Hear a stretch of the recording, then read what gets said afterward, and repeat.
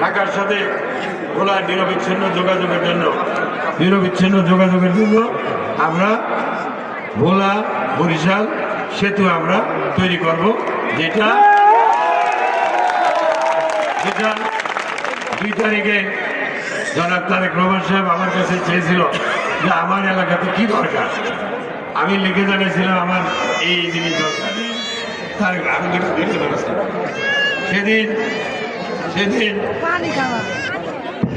4 ফেব্রুয়ারি বরিশালের জনসভায় তারেক রহমান সাহেব আমার প্রস্তাবের সাথে, আমার নির্বাচনী ইশতেহারের সাথে সহমত পোষণ করে তিনি ঘোষণা করেছেন যে ভোলা বরিশাল সেতু করবেন, উন্নত সেবার জন্য, চিকিৎসা সেবার জন্য হাসপাতাল, আধুনিক মেডিকেল কলেজ এবং হাসপাতাল করবেন। নদী ভাঙন রোধে অত্র এলাকা মেরিন ড্রাইভের নেয় স্থায়ী বেরিবাদের ব্যবস্থা করা হবে।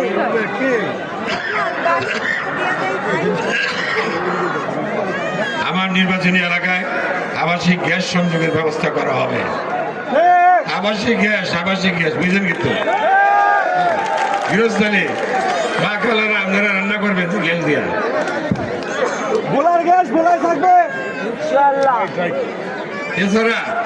এছাড়া আমাদের গ্যাস ফিল্ড থেকে বিদেশিদের সহযোগিতায় গ্যাস ভিত্তিক শিল্প কারখানা করা হবে, যেখানে আমাদের লোকরা কর্ম করবে এবং আমাদের এলাকার স্থানীয় চাকরি বাকরির সমস্যা এখানে আমরা সমাধান। আমাদের এলাকার সমস্ত কিছু শান্তি শৃঙ্খলা বজায় রাখার জন্য আপনাদের সকলের সহযোগিতায় কিশোর গ্যাং নিয়ন্ত্রণ করতে হবে। মাদকাসক্তদের অভয়ারণ্য থেকে বিমুক্ত করতে হবে।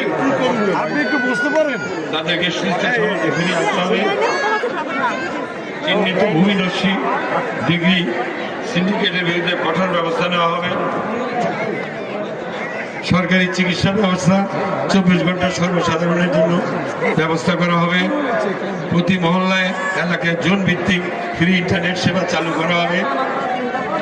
সরকারি সম্পত্তি অবৈধ দখলদার মুক্ত করা, চরাঞ্চলের অবৈধ দখলকৃত জমি উদ্ধার ও প্রকৃত মালিকদের কাছে জমির মালিকানা হস্তান্তর করা হবে।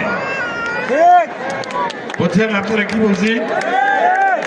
শহরের ভূমিদস্যুদের থেকে জমি মুক্ত করে ওই 2001 থেকে 2006 মতো প্রকৃত মালিকদের কাছে জমির মালিকানা ফিরিয়ে দেওয়া হবে।